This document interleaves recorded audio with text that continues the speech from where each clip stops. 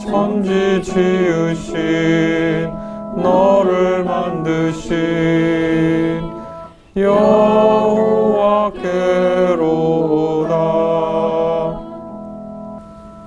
만약 내가 한 사람의 가슴앓이를 멈추게 할 수 있다면 나 헛되이 사는 것은 아니리. 만약 내가 누군가의 아픔을 쓰다듬어 줄 수 있다면, 또는 고통 하나를 가라앉힐 수 있다면, 또는 기진맥진 지친 한 마리의 울새를 둥지로 되돌아가게 할 수 있다면 나 헛되이 사는 것은 아니리. 예, 오늘 요한복음 4장 1절부터 42절의 말씀인데요. 교리마 한 달락씩 읽으면 되거든. 요한보다 예수께서 제자로 삼고 세례를 주시는 사람이 더 많다는 소문을 바리새파 사람들이 들었다. 사실은 예수께서 직접 세례를 주신 것이 아니라 그 제자들이 준 것이다.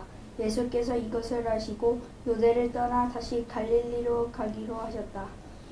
그렇게 하려면 사마리아를 거쳐서 가실 수밖에 없었다. 네, 그 바리새파 사람들이 굉장히 적대적인 사람이기 때문에 굳이 갈등을 겪고 싶지 않으셔서 그 자리를 떠나려고 하시는데 예루살렘 있는 데가 아래에 있고 그 가운데가 사마리아라는 지역이 있고 맨 위가 예수님 고향인 갈릴리이기 때문에 거기를 거쳐서 갈 수밖에 없었다. 그럼 뭐 중간지대니까요. 아니면 삥 돌아가야 되는데 그런 얘기입니다. 5절부터 그 다음 달락. 예수께서 사마리아에 있는 수가라는 동네에 이르셨다.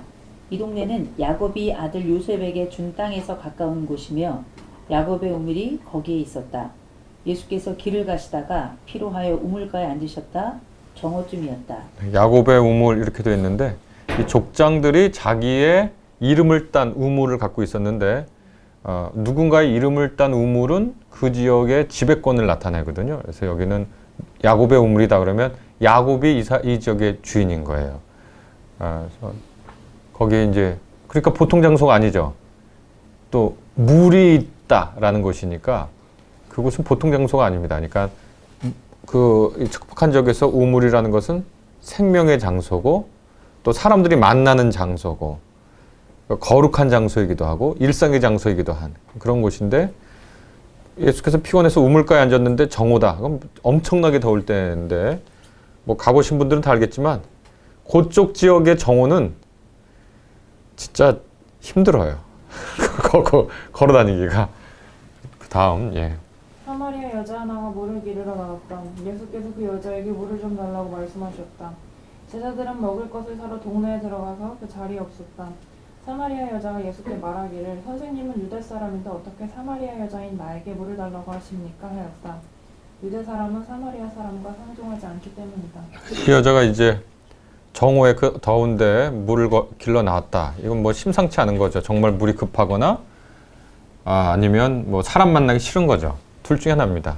물이 급하거나 사람 만나기 싫거나 아무도 없고 다른 사람 아무도 없는데 그러니까 사마리아 여인 한 명하고 예수님 딱 둘이 있는데 가만히 생각해 보면 아무도 없는데 우물가에 젊은 남자와 젊은 여인이 있는 거예요. 그러면 뭔가 이건 예전엔 연애담이죠. 연애담이 시작될 얘기인데 예수님이 물 달라고 그러니까 사마리아 여인이 당신은 여기 선생님이라고 번역했지만 당신은 유대인 남자고 나는 사마리아인 여자고 대비되죠. 하나는 유대인, 하나는 사마리아인, 하나는 남자 여자.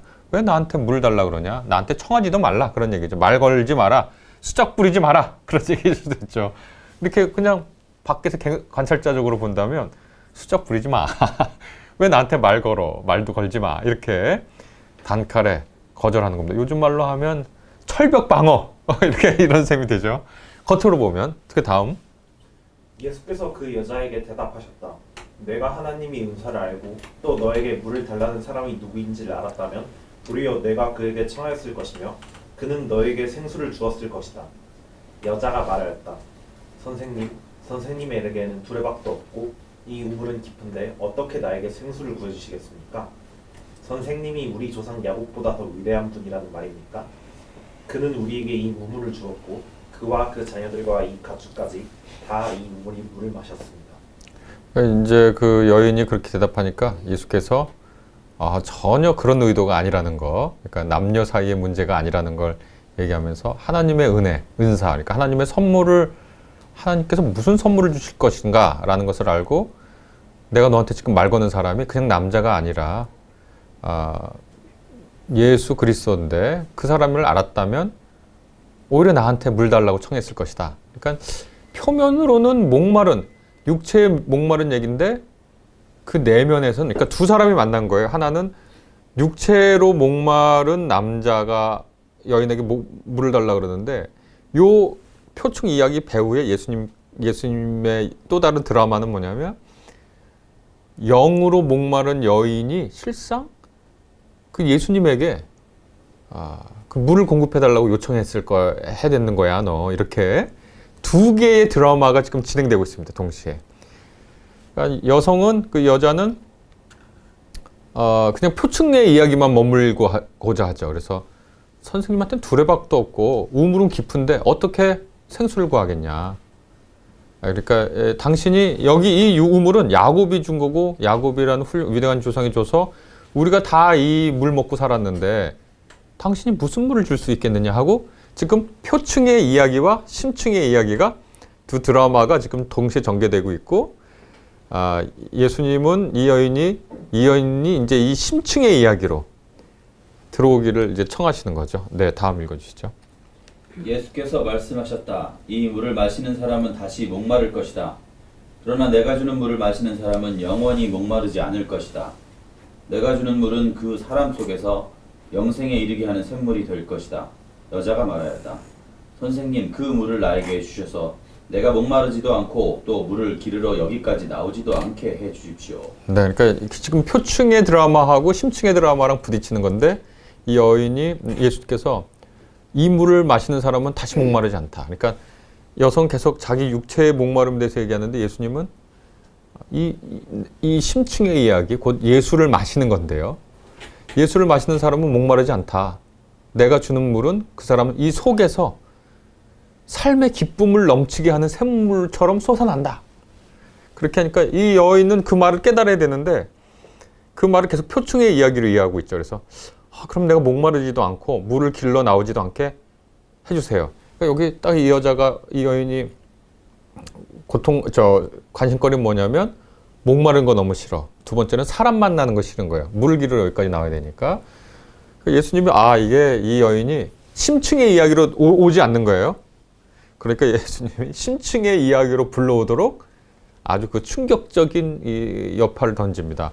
불교에서는 그것을 아주 과격한 방식으로 일상의 의식에 있는 사람을 보다 깊은 삶의 진리로 이끌게 하려고 일상적이지 않은 충격적인 요법을 쓰기도 하는데 선불교에서는 귀에다 대고 갑자기 하! 이렇게 소리를 지른다든가 아니면 몽둥이를 때린다든가 이런 비일상적인 행동을 하는데 예수님은 말로 이 여인이 표층에 머물지 않도록 얘기하십니다. 16절부터. 네.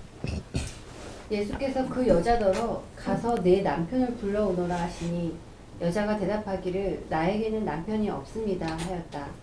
예수께서 여자에게 말씀하셨다. 남편이 없다고 한 말이 옳다. 너에게는 남편이 5이나 있었고 지금 같이 살고 있는 남자도 내 남편이 아니니 제대로 말하였다. 네, 이거 참 무례한 얘기죠. 남편 데려와라. 갑자기. 어떤 여인이 이런 대답을 보면 이 여인이 굉장히 순진하고 순진하다기보다는 발랄하고 또 이렇게 꾸밈이 없고 이런 여인 같이 보여요. 어떤 일본의 한 작가가 요 대목에 대해서 썼는데 그걸 제가 기억하는데 자기가 볼 때는 굉장히 순진발랄한 여인처럼 귀여운 여인처럼 느껴진다 이렇게 얘기를 했는데 그 말도 과히 틀린 말은 아닌 것 같아요. 그래서 남편 불러와 그랬더니 갑자기 확 치고 들어오는 거죠. 그랬더니 나에게 남편이 없어요. 예수께서 남편 없다고 하면 네 말 맞다. 너 5이나 있었지? 그런데 남편 아니고 지금 살고 있는 남자도 네 남편 아니지? 제대로 말했어. 그러니까 이 여인이 표층에서 얘기하다가 이 표층의 얘기가 아닌 거예요. 지금 자기가 말을 하고 있는 대상이. 그래서 이야기를 하기 시작합니다. 자, 교림이 19절부터 읽으면 돼요. 예수께서 그 여자 들어가서 내 남편을 여자가 말하기를 선생님 내가 보니 선생님은 예언자이십니다. 우리 조상은 이 산 위에서 예배를 드렸는데 선생님네 사람들은 예배드려야 할 곳이 예루살렘에 있다고 합니다. 하였다. 예수께서 말씀하셨다. 여자여 나의 말을 믿어라. 너희가 이 산 위에서도 아니고 예루살렘에서도 아닌 데서 너희가 아버지께 예배를 드릴 때가 올 것이다. 네, 올 것이다. 예, 잘했어. 이거 보면 이제 뭐가 어떻게 됐냐면 이 여인이 심층의 얘기로 들어오려고 그러는데 예수님께서는 이 여인의 문제 삼았는데 이 여인은 가장 깊은 영과 관련된 영적인 문제를 자기 문제를 얘기하지 않고 갑자기 말을 바꿔서 이산은 지금 사마리아 사람들이 예배를 드리는 그리심산이라는 곳이거든요. 그러니까 사마리아 사람들은 여기가 성소라고 생각해요. 유대 사람들은 예루살렘이 성소라고 생각해. 그러니까 하나님이 계신 곳에서 예배를 드려야 되는데 사마리아 사람들은 그리심산이야말로 하나님이 계신 곳이다 라고 주장하고 유대 사람은 예루살렘이야말로 하나님이 계신 곳이다 이렇게 주장하거든요. 이 여성이 예수님이 너 남편 데려와라 하고 표층에서 아니라 심층의 영의 문제를 얘기하니까 내가 볼 땐 이 여인이 지금 회피하고 있어요. 자기 문제를. 너 남편 없지? 너 왜 그렇게 사니? 너 삶에 문제 많지? 너 희망을 갖고 싶지? 삶의 기쁨을 얻고 싶지?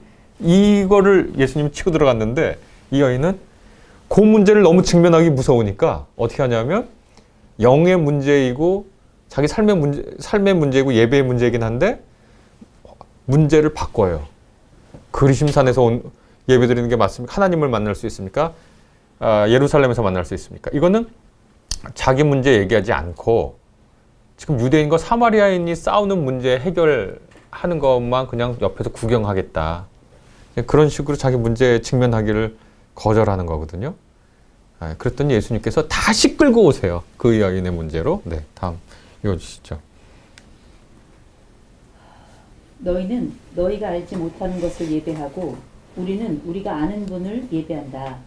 구원은 유대 사람들에게서 나기 때문이다.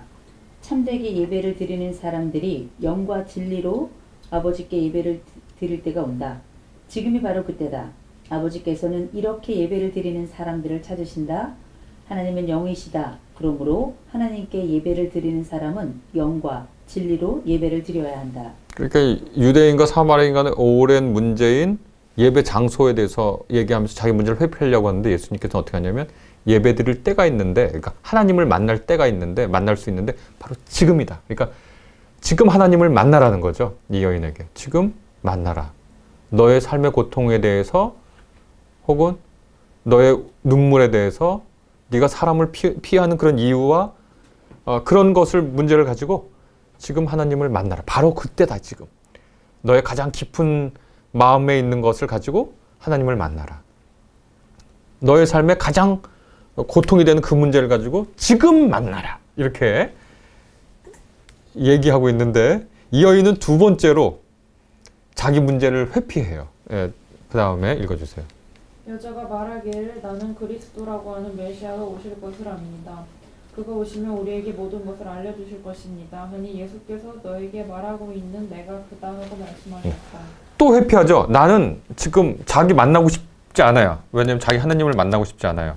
그리스도라고 하는 메시아가 오면 그때 뭐 해결되겠지 하고 자기 문제를 또 뒤로 밀어요. 그러니까 자기 문제의 측면에서 하나는 논쟁이 되는 일반적인 문제를 꺼내서 자기 자신을 직면하기를 원치 않고, 두 번째로 확 이렇게 예수님께서 지금 네가 하나님을 만나야지 하고 들어오니까 지금 아니고요. 지금이 이때다 그러잖아요. 근데 지금 아니고요. 메시아가 오면 그렇게 할 수 있을 것 같아 하고 자기 문제를 또 미뤄요. 예수님께서 아니 바로 지금이야 하고 얘기를 하십니다. 네, 그 다음 단락. 이때 제자들이 돌아와서 예수께서 그 여자와 더불어 말씀을 나누시는 것을 보고 놀랐다. 그러나 예수께 웬일이십니까 하거나 어찌하여 그 여자와 말씀을 나누고 계십니까 하고 묻는 사람이 하나도 없었다. 예, 이거 웬일이십니까? 어찌하여 그 여인가? 이거 그냥 낯선 남자가 낯선 여인이랑 말을 나누고 있는 게 너무 이상한 장면이니까. 그러나 예수님은 그럴 뿐이 아니니까 수작을 걸 뿐이 아니에요. 근데 그렇게 하고 있으니까 너무 놀란 거죠. 근데 그 사이에 어떻게 됐냐면 이 여인이 자기의 문제로 들어오기 시작했어요. 이 예수님의 그 얘기가. 근데 다음 읽어주시죠. 그 여인은 물동이를 버려두고 동네로 들어가서 사람들에게 말하였다. 내가 한 일을 모두 알아맞히시는 분이 계십니다. 와서 보십시오. 그분이 그리스도가 아닐까요? 사람들이 동네에서 나와서 예수께로 모여들었다. 이 여인이 사람 만나기 싫어하는 여인인데 물길로 왔는데 목말라서 물동이 버려두고 사람 만나기 싫어하는데 사람 만나러 가죠. 그러니까 자기 문제와 직면하는 거예요. 그리고서 사람들한테 가서 얘기해요. 이것도 되게 사실 웃겨요. 지금 바로 그 앞에서 자기가 무릎 꿇으면 되는데 그렇게 하지 않고 사람들하고 같이 문제를 해결하려고 그래요. 자기 혼자 아니라. 그러니까 완전히 자기 문제에 직면하지 못하는 거죠. 그러나 이 여인이 자기를 이제 문제 삼기 시작한 거예요. 비로소. 네, 그 다음 읽어주시죠. 그러는 동안에 제자들이 예수께 랍비님 잡수십시오 하고 권하였다. 그러나 예수께서는 그들에게 말씀하시기를 나에게는 너희가 알지 못하는 먹을 양식이 있다 하셨다. 제자들은 누가 잡수실 것을 가져다 드렸을까 하고 서로 말하였다. 예수께서는 그들에게 말씀하셨다. 나의 양식은 나를 보내신 분의 뜻을 행하고 그분의 일을 이루는 것이다. 저번 주 말씀 기억하실지 모르겠는데 사람이 빵만으로 사는 것이 아니라 하나님의 입에서 나오는 모든 말씀으로 산다 이렇게 했는데 이게 기독교인의 자세죠. 자기가 양식이라는 것은 살아가는 데 필요한 에너지 공급원인데 예수님 말씀이 그 피곤해서 우물가 옆에 앉아가지고 목이 말라가지고 여인에게 물 달라고 청했던 그분이 갑자기 삶의 활기를 찾았어요. 내 양식은 아버지 일 하는 거야 하고. 근데 이게 예수님만 그런 게 아니라 모든 인간은 다 빵만으로 살지 않고 자기 삶의 의미와 가치와 보람을 주는 그 일이 무엇인지 발견하고 사는 거니까 기독교인뿐만이 아니라 모든 사람이 다 그렇게 하지만 기독교인들은 특별히 그것이 무엇인지 발견하려고 노력하는데 그 특징이 있다고는 할 수 있겠죠. 그리고 너희는 넉 달이 지나야 추수 때가 된다고 하지 않느냐. 그러나 나는 너희에게 말한다. 눈을 들어서 밭을 보아라. 이미 곡식이 익어서 거둘 때가 되었다. 거두는 이는 사악을 받고 영원한 생명에 이르는 알곡을 거두어들인다. 그러면 씨 뿌리는 이와 거두는 이가 함께 기뻐할 것이다. 그러므로 한 사람은 뿌리를 뿌리고 한 사람은 거둔다 한 말이 옳다. 나는 너희가 수고하지 않은 것을 거두게 하려고 너희에게 보냈다. 수고는 남들이 하였는데 너희가 수고의 결실에 참여하게 된 것이다. 네, 넉 달 지나고 때가 무르익어야 된다. 그런데 예수님께서 뭐냐면 문제가 있는 곳에 이미 곡식이 익었다. 거둘 때가 됐다. 그러니까 미래로 미루지 말고 바로 지금 고통이 있는 곳, 필요가 있는 곳, 하나님을 만나야 하는 사람들에게 무르익은 사람들이 여럿 있어. 그러니까 그 사람들을 거둬 영생에 이르는 알곡을 거둘 수 있다. 그리고 37절은 제가 늘 생각하는 건데요. 뿌리는 사람이 있고 거두는 사람이 있다. 이게 우리 삶을 살면서 가끔 제가 종종 듣는 말인데 어떤 사람은 야 고생은 누가 하고 야 결실은 누가 가졌다. 그러면서 고생한 사람이 푸념하거나 또 억울해하면서 얘기하는 걸 가끔 듣는데 뭐 당연히 그렇죠. 고생했는데 자기가 자기 손으로 그 열매를 못 거두면 억울하긴 한데 그런데 이 말씀도 잘 기억해 둘 필요가 있는 것 같다. 뿌리는 사람이 있고 거두는 사람이 있는데 거두는 사람은 거두게 두어라. 뿌리는 사람은 그 뿌리는 것으로 그 사람의 양식이다. 노자의 도덕경에 보면 비슷한 뜻의 말씀이 있죠. 공성이 불거라고. 공을 세우지만 거기에 거하지 않는다. 그게 동양과 서양 모두를 관통해서 삶과 수고와 열매 거두는 것과 관련돼서 위대한 분들이 남긴 지혜인 것 같습니다. 네가 공을 세우지만 거기에 꼭 머물러서 거기서 열매를 거두려고 너무 노력하지 말아라. 사람 추해지죠? 그리고 또 이 정신, 한 사람은 뿌리고 한 사람은 거둔다. 이 정신 모두 다 예수님께서 제자들 보고 우리를 보면서 하시는 말씀 같아요. 지금 거두자. 그리고 지금 뿌렸다. 거둔 사람 따로 있을 수 있어도 그런 정신으로 살자. 네. 뭐 이런 얘기는 뭐 무수하게 많잖아요. 뭐 30년, 50년, 100년을 내다보고 나무를 심은 사람, 프랑스에 나무 심는 사람이라는 왜 그 뭐 책도 있는데 우리가 우리를 위해서 하지 않죠, 늘. 네, 그 다음 단락 읽어주시면 감사하겠습니다. 그 동네에서 사마리아 사람들이 많이 예수를 믿었다. 그것은 그 여자가 자기가 한 일을 예수께서 다 알아맞히셨다고 증언하였기 때문이다. 사마리아 사람들이 예수께 와서 자기들과 함께 머무르시기를 청하므로 예수께서 이틀 동안 거기에 머무르셨다. 그래서 더 많은 사람들이 예수의 말씀을 듣고서 믿었다.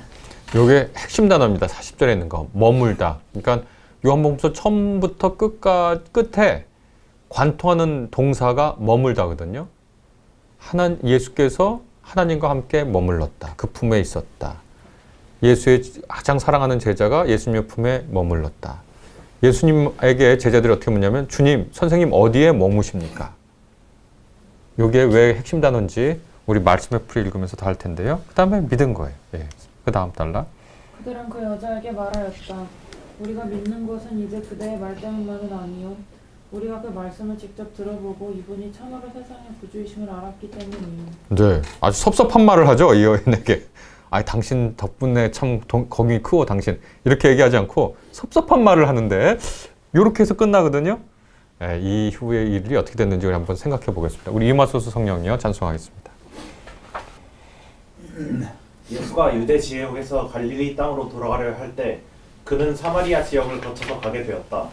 자신이 경건을 뽐내려는 유대인이 있다면 그는 유대와 갈릴리를 오갈 때 멀더라도 사마리아를 우회했다고 자랑했을 것이다. 네, 다 설명했습니다. 그 다음 단락. 유대인들과 사마리아인들은 같은 하나님을 섬기고 같은 경정, 비록 일부 차이가 있더라도 같은 경전을 가지고 있었지만 서로를 경멸했다. 예루살렘과 그리심산 중 어느 곳이 더 적합한 예배 장소인지를 두고 또 인종적 혼혈 여부를 두고 증오의 경론을 벌인 결과였다. 외국인이 볼 때 그들은 같은 종교, 같은 인종이었지만 서로는 절대로 서로를 수용하지 못하였다. 닮을수록 경멸하면 경멸하는 그런 경우에 속하였다. 이런 사정인데도 예수 일행은 유대에서 갈릴리로 가는 경로로 사마리아를 통과하는 길을 택했다. 네. 외국인들이 볼 땐 똑같아요. 둘 다 비슷한데 서로 막 싸우는 거죠. 되게 웃기죠. 그건 좀 그 내부 사정을 잘 몰라서 그럴 수도 있지만. 네, 다음. 거기 보시면 그림 있죠? 그 여인님 이제 만나는 신고존주의 양식으로 되어 있는데 그렇게 만났을 텐데요. 그 다음 단락 한번 읽어보시죠. 사마리아를 지나던 정오 즈음 예수 일행은 수가라는 사마리아의 도시에 도착했다. 그곳은 야곱의 우물이 있던 곳으로 단순히 유명한 곳이 아니었다. 그곳은 일종의 사마리아 사람들의 성지였다. 야곱은 다른 이름 이스라엘이 보여주듯 야곱은 이스라엘의 상징적 인물인데 그가 파놓은 우물은 그가 파놓은 우물이 있었던 곳이니 자연스레 사람들에게 특별한 대우를 받을 만하였다. 야곱에게서 후손 이스라엘 나왔듯 우물에서는 물이 나와야 그의 후손들의 갈증을 해결하고 있었다. 정오쯤 수가에 도착했다면 예수 일행은 아침 일찍 유대 땅을 떠났다는 것인데 네, 예루살렘에서 수가 정도 가려면 제가 계산해 보니까 사람이 1시간에 5km 걷는다고 계산해 보니까 한 정오쯤 하면 아침 일찍 떠나긴 했던 것 같아요. 네. 팔레스타인의 한낮 더위에 쉬지 않고 걸었다면 그곳에 이를 즈음에 피곤해지지 않을 수 없었다. 일행은 그곳에서 잠시 쉬기로 하고 제자들은 먹을거리를 사러 도시로 들어갔다. 그때 한 여인이 물을 길러 우물로 나왔다. 해가 뜨거울 때 홀로 물을 길러 나왔다는 것은 그 여인이 사람들과 마주치기를 싫어했음을 보여준다. 근데 사람들이 그와 어울리기 싫어했다는 표현이 더 적합할지 모른다.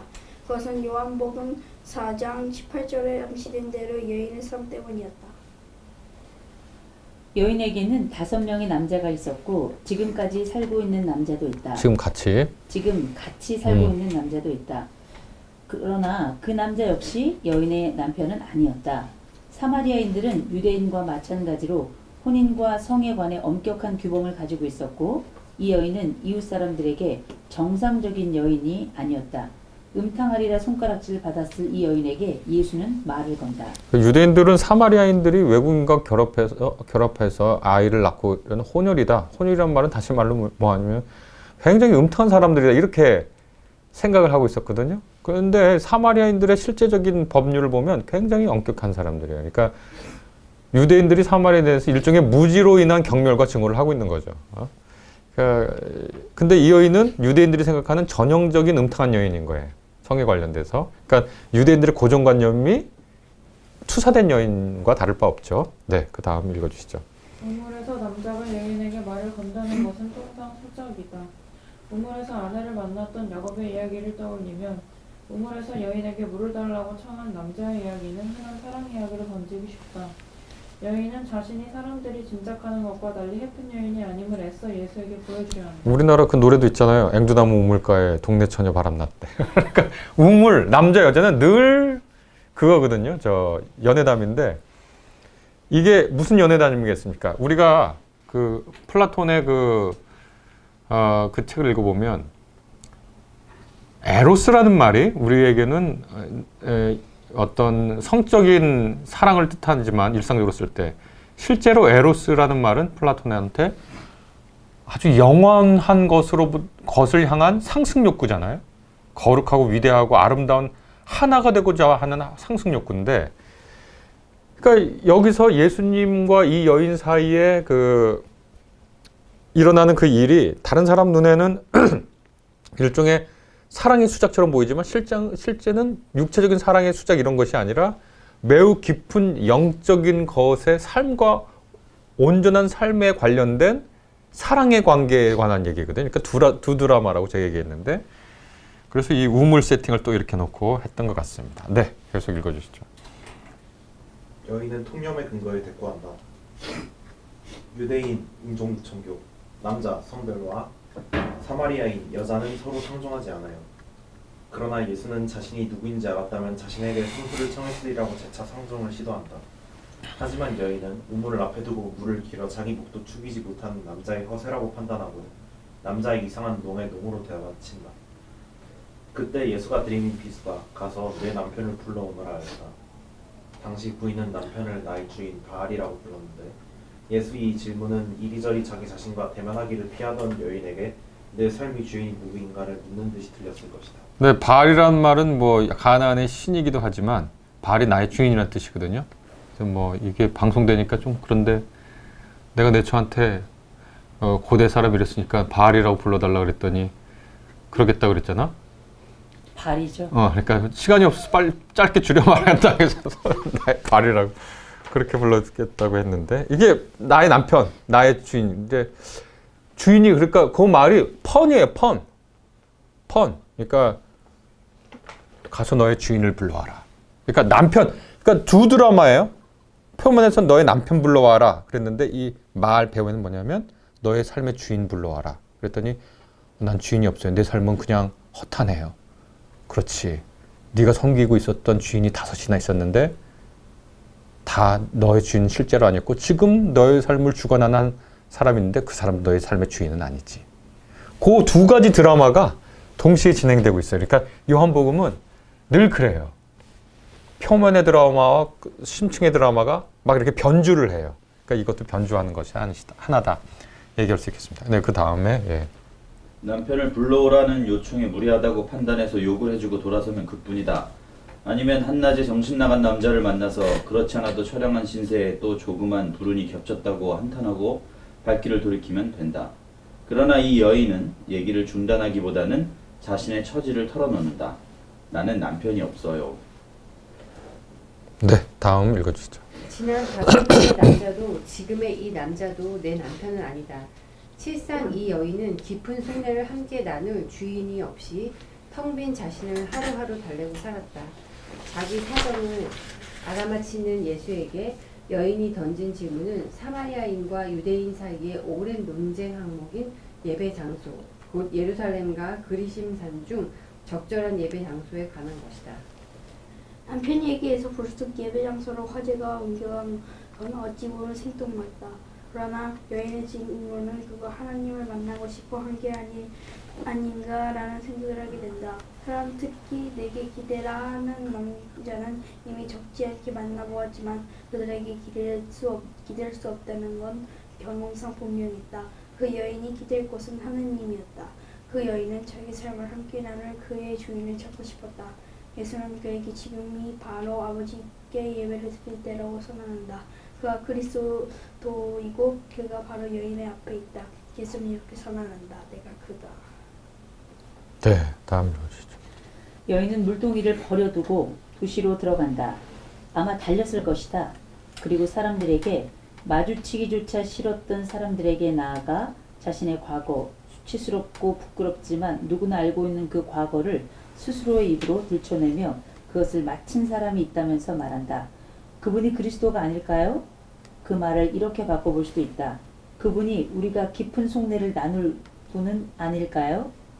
네, 계속 읽어보겠습니다. 물동이를 버려둔 행위는 그물을 버려두고 예수를 따랐던 제자들의 모습을 연상하게 한다. 헬라어 단어도 같은 것이다.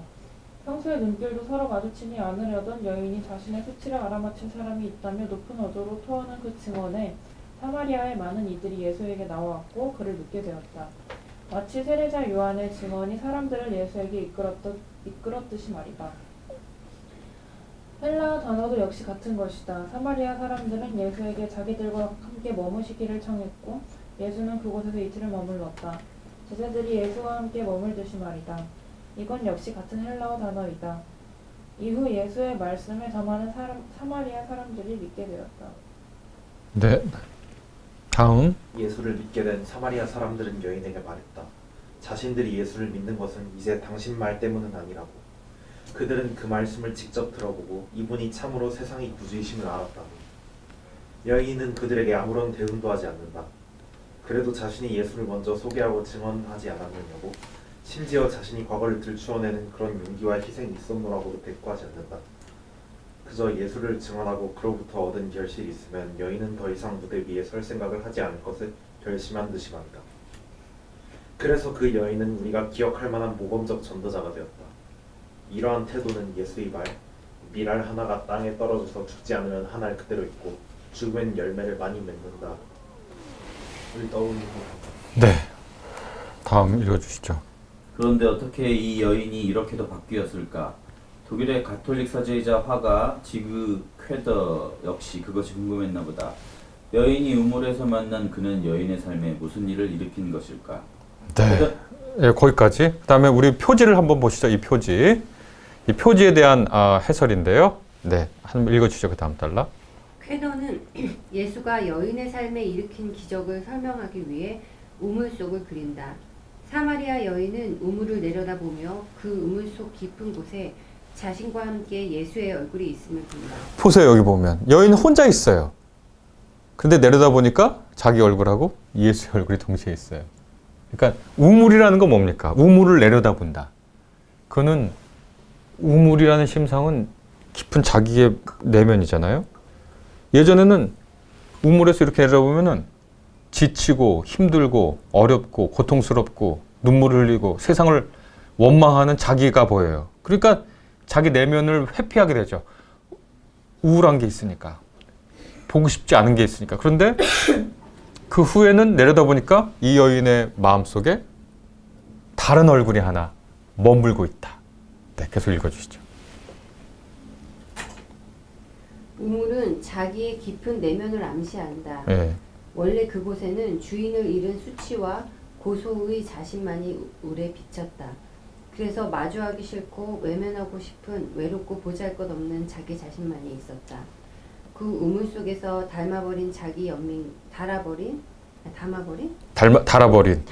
예, 제가 잘못 썼어요. 그 예. 우물 속에서 달아버린 자기 연민과 부질없는 체념의 얼굴만이 반사되고 있었다.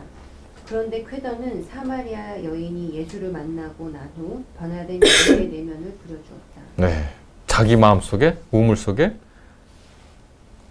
생명의 생수가 있게 된 거죠. 그 다음에 읽어줄까? 교류. 여인은 내면 깊은 곳 외로움과 고독의 공간에서 예수 그리스도의 얼굴을 발견했다. 그곳은 더 이상 어둡고 음침하고 축축한 곳이 아니다. 여인은 자신의 내면에 있는 그 예수를 사람들에게 전한다. 이제 모든 보상은 충분히 다 받은 셈이다. 사람들 앞에 생색을 내는 것도 어깨를 으쓱거리는 것도 부지런치 되었다. 이것은 여인에게 기적이었다. 제가 한 7, 8개월 전에 한 책을 읽었는데 스페인의 그 투장에 가면 투를 하는데 이 소가 나와서 이렇게 그 투정을 돌잖아요. 그러다가 이제 그 투사랑 이렇게 계속 대결을 하다가 그 소가 지치면 한 특정한 장소로 간다는 거예요. 그 처음 들어와서 그걸 봐도 그거를 스페인어로 퀘렌시아라고 부른대요. 그러니까 소가 딱 그 낯선 그 투장에 나와가지고 이렇게 둘러보고 투사랑 싸우다가 힘들면 등에 계속 이제 창 같은 게 꽂히니까 그러면 힘들면 어떤 특정한 장소로 다시 돌아간다는 거예요. 그 특정한 장소로 돌아가고 그거를 퀘렌시아라고 스페인어로 부르는데 그게 피난처, 안식처라는 뜻이라는 거예요. 그래서 요게 무슨 말이 될 수 있냐면 우리가 삶을 살다가 등에 칼이나 창이 꽂힌 것처럼 힘들고 이런 투장 같은 세상에서 고통받을 때 우리도 돌아가는 퀘렌시아가 있을 수 있죠. 사람마다 좋아하는 공간이 될 수도 있고 가슴 뛰는 시간 이런 것들이 우리 삶의 퀘렌시아 역할을 하는데 내면의 안식, 내면색이 안식처. 그러니까 어떤 사람은 그럴 때 어떤 책을 읽고 어떤 사람은 어떤 음악을 듣고 어떤 사람은 어떤 곳에 가고 뭐 종교 있는 사람들은 교회를 가거나 절에 가거나 퀘렌시아가 있는데 이 여인은 퀘렌시아가 그 우물이 된 거죠. 그 우물에 가가지고 아래를 이렇게 탁 내려다보면 예수님과 만났던 그 자리가 있는 거죠. 삶의 퀘렌시아가 생긴 거죠. 이 여인에게. 우리에게도 이런 퀘렌시아가 필요하죠. 가장 우리를 우리답게 하고 우리 삶에 회복을 주고 이 여인에게 일어난 기적입니다. 이 여인의 우물 속에 이 가슴 속에 정말 마르지 않는 생수가 생겼습니다. 기적이죠. 우리도 우리 삶에 이런 기적이 있기를 바랍니다. 임마누엘 되신 하나님 감사합니다. 외롭고 홀로 남겨진 그 순간에도 누가 나와 함께 있는가? 또 남이 홀로 남겨진 순간에도 나는 지금 누구와 함께 있어주고 있는가를 생각합니다. 주님께서 우리와 함께 하셨듯 우리도 사람들과 함께 하고 그의 가장 깊은 내면 속에서 하나님의 모습을 조명하고 보여주고 나 스스로도 그걸 발견하고 주님께 감사하며 안심하게 도와주시옵소서. 감사드리며 예수님의 이름으로 기도했습니다. 보사 전과 끝이 되신 주님 항상 인도하셔서 마귀 유혹 받는 것을 속히 끊게 하소서. 능하신 아버지여 주의 능력 주시고 우리 맘에 임하셔서 떠나가지 마소서. 주께 영광 항상 돌려 천사처럼 섬기며 주의 사랑 영영토록 찬송하게 하소서. 우리들이 거듭나서 흠이 없게 하시고 주의 크신 구원 나라 온전하게 하소서. 영광에서 영광으로 천국까지 이르러 그이신 사랑 감격하여 경배하게 하소서.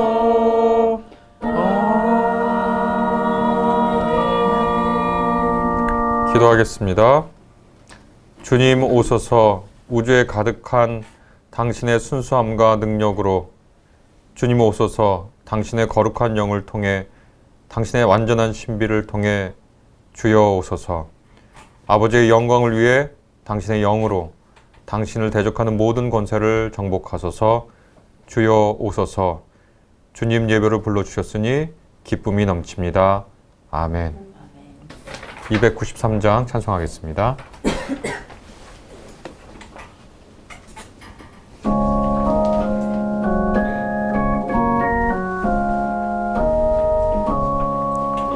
주의 사랑 비칠 때의 기쁨 오네 근심 걱정 물러가고 기쁨 오네 기도하게 하시며 희미한 것 물리쳐 주의 사랑 비칠 때 기쁨 오네 그 큰 사랑 내 맘속에 충만하게 비칠 때 찬송하네 그 큰 사랑 내 맘속에 화평함과 기쁨 주네 그 큰 사랑 주의 사랑 비칠 때 이 세상은 아름답고 활기차게 다 변하네 화평 중에 내 영혼 영광스런 새 생명 주시사게 되었네 그 큰 사랑 그 큰 사랑 내 맘속에 충만하게 비칠 때 근성하네 그 큰 사랑 내 맘속에 화평함과 기쁨 주네 그 큰 사랑 주의 사랑 비칠 때에 이 세상은 어둠 슬픔 중한 짐이 다 사라져 우리들의 가는 길 밝히 비춰주시며 죽을 받게 하시네 그 큰 사랑 그 큰 사랑 내 맘속에 충만하게 비칠 때 찬송하네 그 큰 사랑 내 맘속에 화평함과 기쁨 주네 그 큰 사랑 주의 사랑 비칠 때의 그 광채가 찬란하게 우리 둘러 비치겠네 세상 모두 이기고 천국 생활할 때도 주의 사랑 비치네 그 큰 사랑 그 큰 사랑 내 맘속에 충만하게 비칠 때 찬송하네 그 큰 사랑 내 맘속에 화평함과 기쁨 주네 그 큰 사랑 예, 오늘 우리가 봉독할 찬송의 시는 시편 139편입니다. 한 단락씩 읽어주시면 됩니다. 주님께서 나를 샅샅이 살펴보셨으니 나를 환히 알고 계십니다. 내가 앉아있거나 서있거나 주님께서는 다 아십니다. 멀리서도 내 생각을 다 알고 계십니다. 내가 길을 가거나 누워있거나 주께서는 다 살피고 계시니 내 모든 행실을 다 알고 계십니다. 내가 혀를 놀려 아무 말 하지 않아도 주께서는 내가 그 혀로 무슨 말을 할지를 미리 다 알고 계십니다. 주께서 앞을 둘러싸 막아주시고 내게 주의 손을 얹어주셨습니다. 이 깨달음이 내게는 너무 놀랍고 너무 높아서 내가 감히 측량할 수조차 없습니다. 내가 주의 영을 피해서 어디로 가며 주의 얼굴을 피해서 어디로 도망치겠습니까? 내가 하늘로 올라가더라도 주께서는 거기에 계시고 수월에다 자리를 펴더라도 주님은 거기에도 계십니다. 내가 저 동력 너머로 날아가거나 바다 끝 서쪽으로 가서 거기에 머무를지라도 거기에서도 주의 손이 나를 인도하여 주시고 주의 오른손이 나를 힘있게 붙들어 주십니다. 내가 말하기를 어둠이 와락 나에게 달려들어서 나를 비추던 빛이 밤처럼 되어라 해도 주님 앞에서는 어둠도 어둠이 아니며 밤도 대낮처럼 밝으니 주님 앞에서는 어둠과 빛이 다 같습니다. 주께서 내 손 대장을 창조하시고 내 모태에서 나를 짜 맞추셨습니다.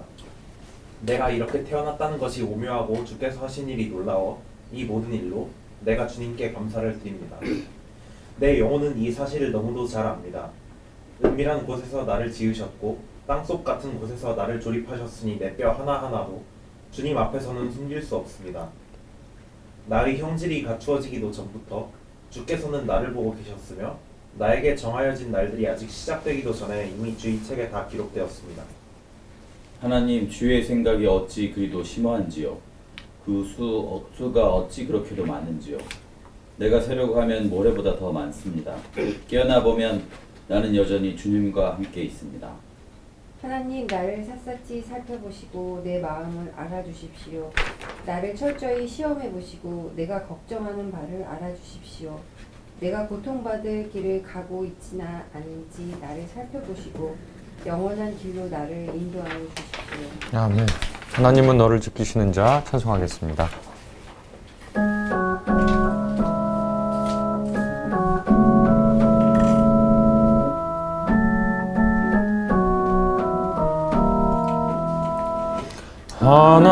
하나님은 너를 지키시는 자 너의 우편에 그늘 되시니 낮의 해와 밤의 달도 너를 대치 못하리. 하나님은 너를 지키시는 자 너의 환난을 면케하시니 그가 너를 지키시리라. 너의 출입을 지키시리라. 눈을 들어 산을 보아라. 너의 도움 어디서 오나. 천지 지으신 너를 만드신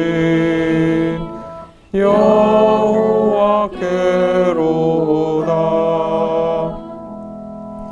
오늘은 그 전에 예배에 없던 순서를 하나 넣었습니다. 한 주를 돌아보고 감사하고 앞날을 희망하는 침묵의 시간을 갖도록 하겠습니다. 우리 다 같이 잠시 한 주를 돌아보고 감사하고 앞날을 희망하는 침묵의 시간을 갖도록 하겠습니다.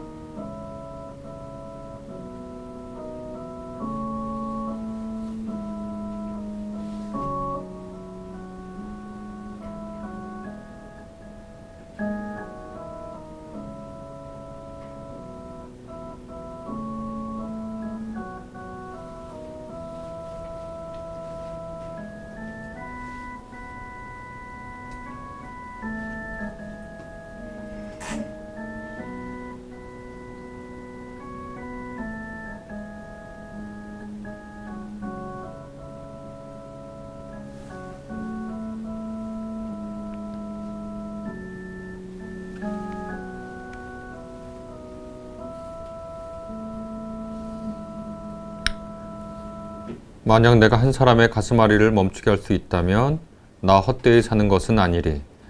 만약 내가 누군가의 아픔을 쓰다듬어 줄 수 있다면 또는 고통 하나를 가라앉힐 수 있다면 또는 기진맥진 지친 한 마리의 울새를 둥지로 되돌아가게 할 수 있다면 나 헛되이 사는 것은 아니리. 임하소서 성령이여 찬송하겠습니다.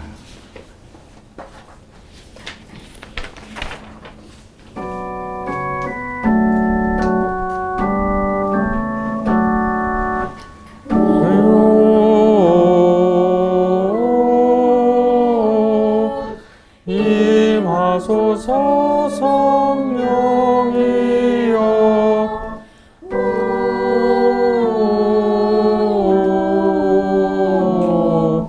우리 마음에 오시어 빛을 밝혀주소서.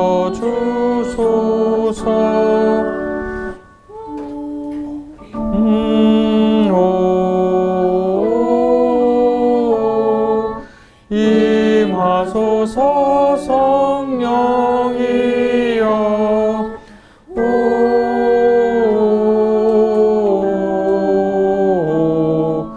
우리 마음에 오시어 빛을 밝혀주소서. 예, 오늘 요한복음 4장 1절부터 42절의 말씀인데요. 교리마 한 단락씩 읽으면 되거든. 요한보다 예수께서 제자로 삼고 세례를 주시는 사람이 더 많다는 소문을 바리새파 사람들이 들었다. 사실은 예수께서 직접 세례를 주신 것이 아니라 그 제자들이 준 것이다. 예수께서 이것을 아시고 요대를 떠나 다시 갈릴리로 가기로 하셨다.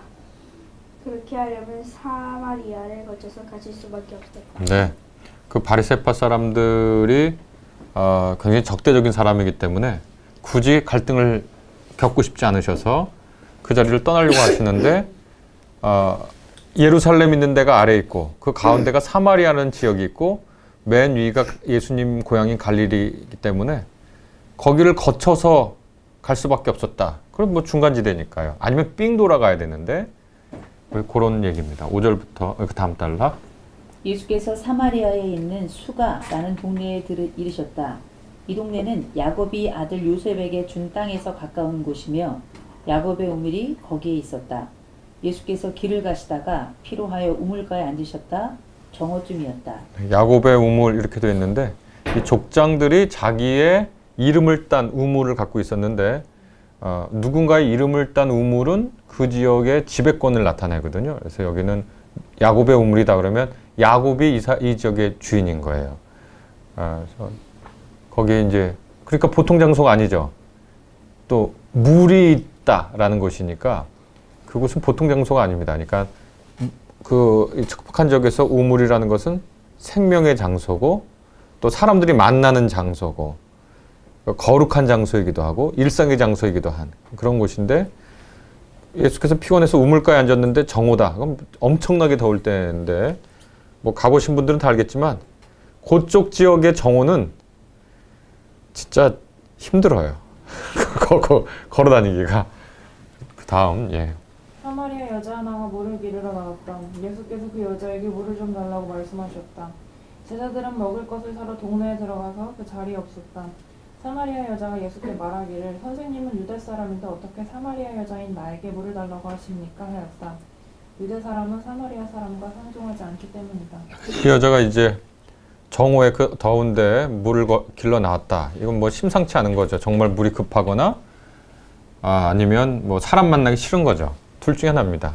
물이 급하거나 사람 만나기 싫거나 아무도 없고 다른 사람 아무도 없는데 그러니까 사마리아 여인 한 명하고 예수님 딱 둘이 있는데 가만히 생각해 보면 아무도 없는데 우물가에 젊은 남자와 젊은 여인이 있는 거예요. 그러면 뭔가 이건 예전엔 연애담이죠. 연애담이 시작될 얘기인데 예수님이 물 달라고 그러니까 사마리아 여인이 당신은 여기 선생님이라고 번역했지만 당신은 유대인 남자고 나는 사마리아인 여자고 대비되죠. 하나는 유대인, 하나는 사마리아인, 하나는 남자 여자.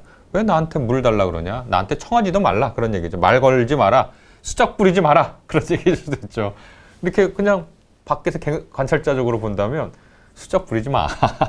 왜 나한테 말 걸어? 말도 걸지 마. 이렇게 단칼에 거절하는 겁니다. 요즘 말로 하면 철벽 방어. 이렇게 이런 셈이 되죠. 겉으로 보면. 그 다음. 예수께서 그 여자에게 대답하셨다. 내가 하나님이 은사를 알고 또 너에게 물을 달라는 사람이 누구인지를 알았다면 도리어 내가 그에게 청하였을 것이며 그는 너에게 생수를 주었을 것이다. 여자가 말하였다. 선생님, 선생님에게는 두레박도 없고 이 우물은 깊은데 어떻게 나에게 생수를 구해주시겠습니까? 선생님이 우리 조상 야곱보다 더 위대한 분이라는 말입니까? 그는 우리에게 이 우물을 주었고 그와 그 자녀들과 이 가축까지 다 이 우물이 물을 마셨습니다. 이제 그 여인이 그렇게 대답하니까 예수께서 전혀 그런 의도가 아니라는 거, 그러니까 남녀 사이의 문제가 아니라는 걸 얘기하면서 하나님의 은혜, 은사, 그러니까 하나님의 선물을 하나님께서 무슨 선물을 주실 것인가 라는 것을 알고 내가 너한테 지금 말 거는 사람이 그냥 남자가 아니라 예수 그리스도인데 그 사람을 알았다면 오히려 나한테 물 달라고 청했을 것이다. 그러니까 표면으로는 목마른, 육체의 목마른 얘기인데 그 내면에서는, 그러니까 두 사람이 만난 거예요. 하나는 육체로 목마른 남자가 여인에게 물을 달라고 그러는데 요 표충 이야기 배후에 예수님의 또 다른 드라마는 뭐냐면 영으로 목마른 여인이 실상 그 예수님에게 그 물을 공급해달라고 요청했을 거야, 해야 되는 거야, 너. 이렇게 두 개의 드라마가 지금 진행되고 있습니다, 동시에. 그러니까 여성은, 그 여자는 그냥 표층의 이야기만 머물고자 하죠. 그래서 선생님한테는 두레박도 없고 우물은 깊은데 어떻게 생수를 구하겠냐. 그러니까 당신이 여기 이 우물은 야곱이 준 거고 야곱이라는 위대한 조상이 줘서 우리가 다 이 물 먹고 살았는데 당신이 무슨 물을 줄 수 있겠느냐 하고 지금 표층의 이야기와 심층의 이야기가 두 드라마가 지금 동시에 전개되고 있고 예수님은 이 여인이 이제 이 심층의 이야기로 들어오기를 이제 청하시는 거죠. 네, 다음 읽어주시죠. 예수께서 말씀하셨다. 이 물을 마시는 사람은 다시 목마를 것이다. 그러나 내가 주는 물을 마시는 사람은 영원히 목마르지 않을 것이다. 내가 주는 물은 그 사람 속에서 영생에 이르게 하는 샘물이 될 것이다.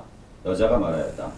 선생님, 그 물을 나에게 주셔서 내가 목마르지도 않고 또 물을 기르러 여기까지 나오지도 않게 해 주십시오. 네, 그러니까 지금 표층의 드라마하고 심층의 드라마랑 부딪히는 건데 이 여인이 예수께서 이 물을 마시는 사람은 다시 목마르지 않다. 그러니까 여성 계속 자기 육체의 목마름에 대해서 얘기하는데 예수님은 이 심층의 이야기, 곧 예수를 마시는 건데요. 예수를 마시는 사람은 목마르지 않다. 내가 주는 물은 그 사람은 이 속에서 삶의 기쁨을 넘치게 하는 샘물처럼 솟아난다. 그렇게 하니까 이 여인은 그 말을 깨달아야 되는데 그 말을 계속 표층의 이야기로 이해하고 있죠. 그래서 그럼 내가 목마르지도 않고 물을 길러 나오지도 않게 해주세요. 그러니까 여기 딱 이 여인이 관심거리는 뭐냐면 목마른 거 너무 싫어. 두 번째는 사람 만나는 거 싫은 거예요. 물을 기르러 여기까지 나와야 되니까. 예수님이 이게 이 여인이 심층의 이야기로 오지 않는 거예요. 그러니까 예수님이 심층의 이야기로 불러오도록 아주 그 충격적인 이 여파를 던집니다. 불교에서는 그것을 아주 과격한 방식으로 일상의 의식에 있는 사람을 보다 깊은 삶의 진리로 이끌게 하려고 일상적이지 않은 충격적인 요법을 쓰기도 하는데 선불교에서는 귀에다 대고 갑자기 하! 이렇게 소리를 지른다든가 아니면 몽둥이를 때린다든가 이런 비일상적인 행동을 하는데 예수님은 말로 이 여인이 표층에 머물지 않도록 얘기하십니다. 16절부터. 네. 예수께서 그 여자더러 가서 내 남편을 불러오너라 하시니 여자가 대답하기를 나에게는 남편이 없습니다 하였다. 예수께서 여자에게 말씀하셨다. 남편이 없다고 한 말이 옳다. 너에게는 남편이 5이나 있었고 지금 같이 살고 있는 남자도 내 남편이 아니니 제대로 말하였다. 네, 이건 참 무례한 얘기죠. 남편 데려와라. 갑자기. 그랬던 여인이 이런 대답을 보면 이 여인이 굉장히 순진하다기보다는 발랄하고 또 이렇게 꾸밈이 없고 이런 여인 같이 보여요. 어떤 일본의 한 작가가 요 대목에 대해서 썼는데 그걸 제가 기억하는데 자기가 볼 때는 굉장히 순진발랄한 여인처럼 여인처럼 느껴진다 이렇게 얘기를 했는데 그 말도 과히 틀린 말은 아닌 것 같아요. 그래서 남편 불러와 그랬더니 갑자기 확 치고 들어오는 거죠. 그랬더니 나에게 남편이 없어요. 예수께서 남편 없다고 하면 네 말 맞다. 너 5이나 있었지? 그런데 남편 아니고 지금 살고 있는 남자도 네 남편 아니지? 제대로 말했어. 그러니까 이 여인이 표층에서 얘기하다가 이 표층의 얘기가 아닌 거예요. 지금 자기가 말을 하고 있는 대상이. 그래서 이야기를 하기 시작합니다. 자, 교림이 19절부터 읽으면 돼요. 예수께서 그 여자 들어가서 내 남편을 여자가 말하기를 선생님 내가 보니 선생님은 예언자이십니다. 우리 조상은 이 산 위에서 예배를 드렸는데 선생님의 사람들은 예배드려야 할 곳이 예루살렘에 있다고 합니다. 하였다. 예수께서 말씀하셨다. 여자여 나의 말을 믿어라. 너희가 이 산 위에서도 아니고 예루살렘에서도 아닌 데서 너희가 아버지께 예배를 드릴 때가 올 것이다. 네. 올 것이다. 예, 잘했어.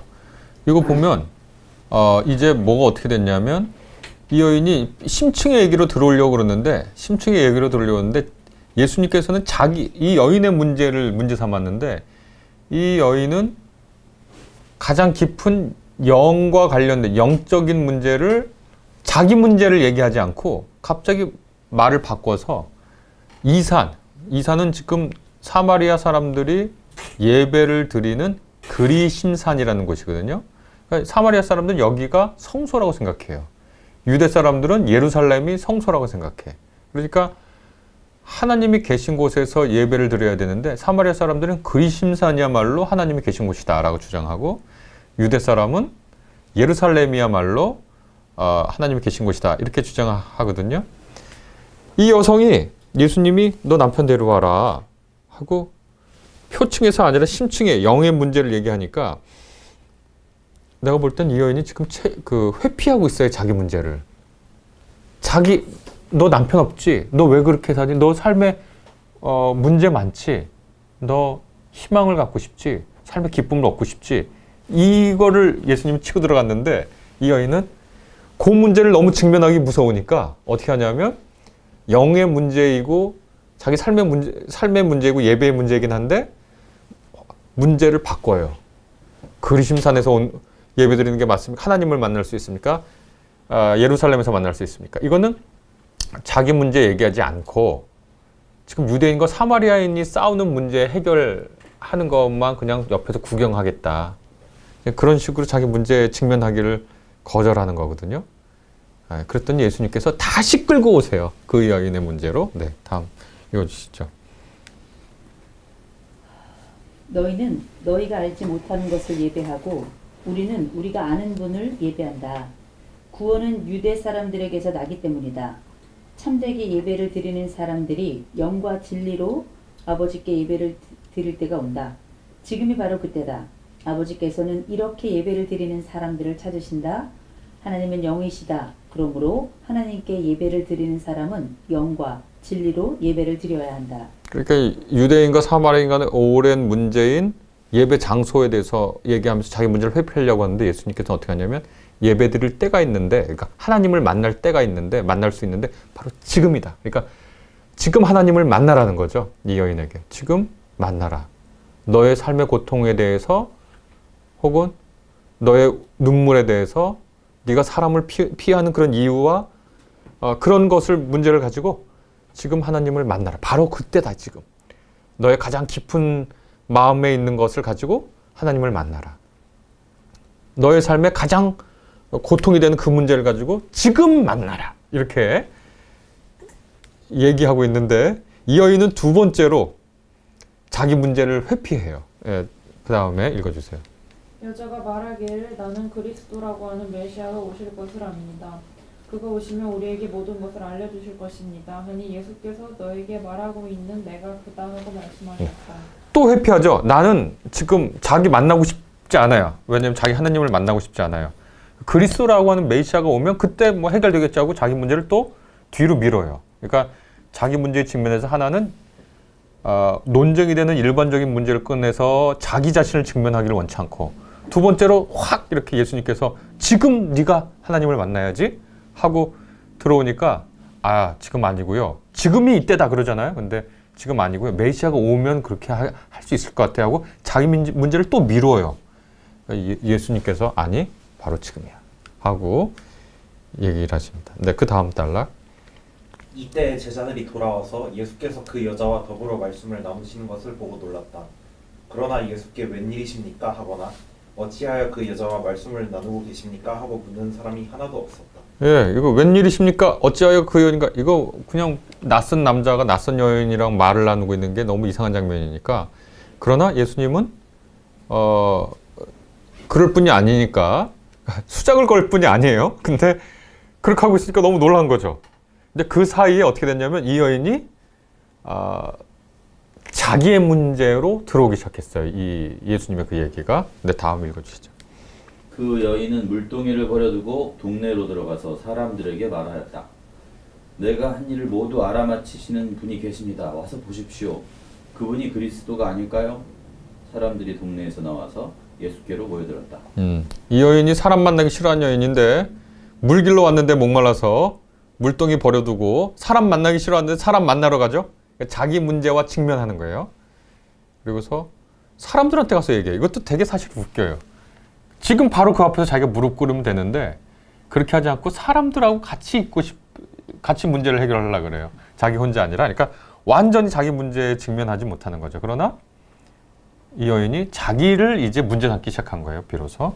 네, 그 다음 읽어주시죠. 그러는 동안에 제자들이 예수께 랍비님 잡수십시오 하고 권하였다. 그러나 예수께서는 그들에게 말씀하시기를 나에게는 너희가 알지 못하는 먹을 양식이 있다 하셨다. 제자들은 누가 잡수실 것을 가져다 드렸을까 하고 서로 말하였다. 예수께서는 그들에게 말씀하셨다. 나의 양식은 나를 보내신 분의 뜻을 행하고 그분의 일을 이루는 것이다. 저번 주 말씀 기억하실지 모르겠는데 사람이 빵만으로 사는 것이 아니라 하나님의 입에서 나오는 모든 말씀으로 산다 이렇게 했는데 이게 기독교인의 자세죠. 자기가 양식이라는 것은 살아가는 데 필요한 에너지 공급원인데 예수님 말씀이 그 피곤해서 우물가 옆에 앉아가지고 목이 말라가지고 여인에게 물 달라고 청했던 그분이 갑자기 삶의 활기를 찾았어요. 내 양식은 아버지 일 하는 거야 하고. 근데 이게 예수님만 그런 게 아니라 모든 인간은 다 빵만으로 살지 않고 자기 삶의 의미와 가치와 보람을 주는 그 일이 무엇인지 발견하고 사는 거니까 기독교인뿐만이 아니라 모든 사람이 다 그렇게 하지만 기독교인들은 특별히 그것이 무엇인지 발견하려고 노력하는데 그 특징이 있다고는 할 수 있겠죠. 그리고 그러는 동안에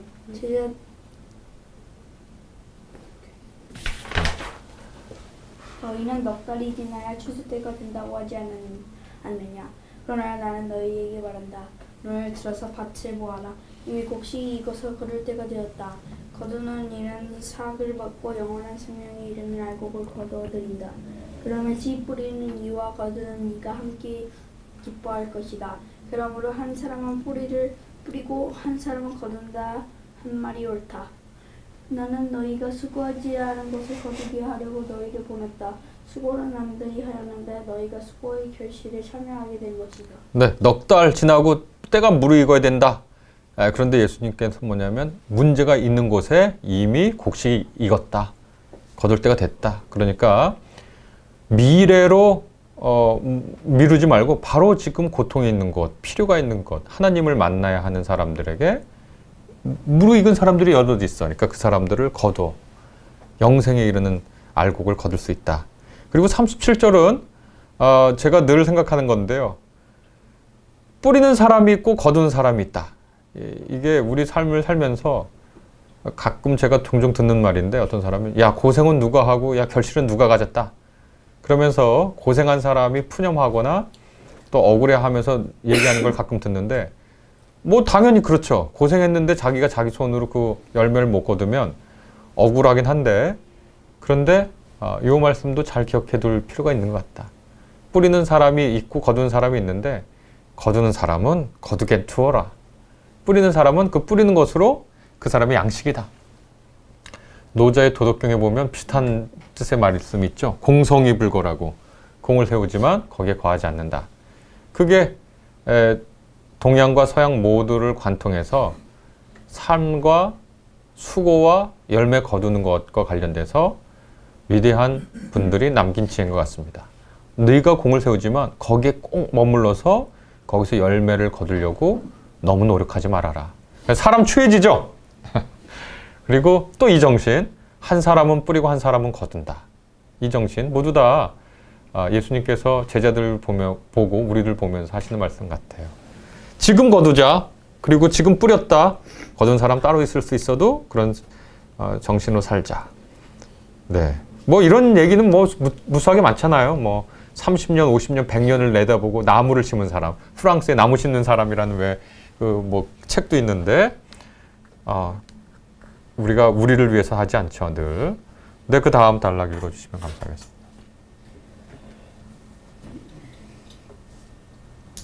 그 동네에서 사마리아 사람들이 많이 예수를 믿었다. 그것은 그 여자가 자기가 한 일을 예수께서 다 알아맞히셨다고 증언하였기 때문이다. 사마리아 사람들이 예수께 와서 자기들과 함께 머무르시기를 청하므로 예수께서 이틀 동안 거기에 머무르셨다. 그래서 더 많은 사람들이 예수의 말씀을 듣고서 믿었다. 요게 핵심 단어입니다. 40절에 있는 거. 머물다. 그러니까 요한복음서 처음부터 끝에 관통하는 동사가 머물다거든요. 예수께서 하나님과 함께 머물렀다. 그 품에 있었다. 예수의 가장 사랑하는 제자가 예수님의 품에 머물렀다. 예수님에게 제자들이 어떻게 묻냐면 주님, 선생님 어디에 머무십니까? 요게 왜 핵심 단어인지 우리 말씀의 풀이 읽으면서 다 할 텐데요. 그 다음에 믿은 거예요. 예. 그 다음 단락. 그들은 그 여자에게 말하였다. 우리가 믿는 것은 이제 그대의 말 때문만은 아니요. 우리가 그 말씀을 직접 들어보고 이분이 참으로 세상의 구주이심을 알았기 때문이요. 네. 아주 섭섭한 말을 하죠. 이 여인에게. 당신 덕분에 참 공이 크고 당신. 이렇게 얘기하지 않고 섭섭한 말을 하는데 이렇게 해서 끝나거든요. 네, 이 후의 일이 어떻게 됐는지 한번 생각해 보겠습니다. 우리 이마소서 성령이요. 찬송하겠습니다.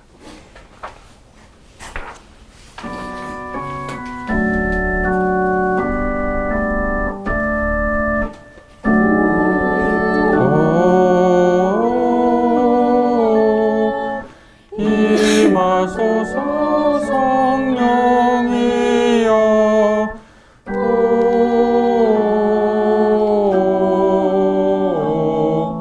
우리의 암에 오셔요 빛을 밝혀주소서.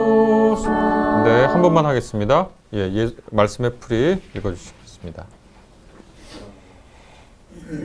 예수가 유대 지역에서 갈릴리 땅으로 돌아가려 할 때 그는 사마리아 지역을 거쳐서 가게 되었다. 자신이 경건을 뽐내려는 유대인이 있다면 그는 유대와 갈릴리를 오갈 때 멀더라도 사마리아를 우회했다고 자랑했을 것이다. 네, 다 설명했습니다. 그 다음 단락. 유대인들과 사마리아인들은 같은 하나님을 섬기고 같은 경정, 비록 일부 차이가 있더라도 같은 경전을 가지고 있었지만 서로를 경멸했다. 예루살렘과 그리심산 중 어느 곳이 더 적합한 예배 장소인지를 두고 또 인종적 혼혈 여부를 두고 증오의 경론을 벌인 결과였다. 외국인이 볼 때 그들은 같은 종교, 같은 인종이었지만 서로는 절대로 서로를 수용하지 못하였다. 닮을수록 경멸하면 경멸하는 그런 경우에 속하였다. 이런 사정인데도 예수 일행은 유대에서 갈릴리로 가는 경로로 사마리아를 통과하는 길을 택했다. 네. 외국인들이 볼 땐 똑같아요. 둘 다 비슷한데 서로 막 싸우는 거죠. 되게 웃기죠. 그건 좀 그 내부 사정을 잘 몰라서 그럴 수도 있지만, 네, 다음 거기 보시면 그림 있죠. 그 여인님 이제 만나는 신고존주의 양식으로 되어 있는데 그렇게 만났을 텐데요. 그 다음 단락 한번 읽어보시죠. 사마리아를 지나던 정오 즈음 예수 일행은 수가라는 사마리아의 도시에 도착했다. 그곳은 야곱의 우물이 있던 곳으로 단순히 유명한 곳이 아니었다. 그곳은 일종의 사마리아 사람들의 성지였다. 야곱은 다른 이름 이스라엘이 보여주듯 야곱은 이스라엘의 상징적 인물인데 그가 파놓은 우물이 있었던 곳이니 자연스레 사람들에게 특별한 대우를 받을 만하였다. 야곱에게서 후손 이스라엘 나왔듯 우물에서는 물이 나와야 그의 후손들의 갈증을 해결하고 있었다. 정오쯤 수가에 도착했다면 예수 일행은 아침 일찍 유대 땅을 떠났다는 것인데 네, 예루살렘에서 수가 정도 가려면 제가 계산해 보니까 사람이 1시간에 5km 걷는다고 계산해 보니까 한 정오쯤 하면 아침 일찍 떠나긴 했던 것 같아요. 네. 팔레스타인의 한낮 더위에 쉬지 않고 걸었다면 그곳에 이를 즈음에 피곤해지지 않을 수 없었다. 일행은 그곳에서 잠시 쉬기로 하고 제자들은 먹을거리를 사러 도시로 들어갔다. 그때 한 여인이 물을 길러 우물로 나왔다. 해가 뜨거울 때 홀로 물을 길러 나왔다는 것은 그 여인이 사람들과 마주치기를 싫어했음을 보여준다. 근데 사람들이 그와 어울리기 싫어했다는 표현이 더 적합할지 모른다. 그것은 요한복음 4장 18절에 암시된 대로 여인의 삶 때문이었다. 여인에게는 5명의 남자가 있었고 지금까지 살고 있는 남자도 있다. 지금 같이. 지금 같이 살고 있는 남자도 있다. 그러나 그 남자 역시 여인의 남편은 아니었다.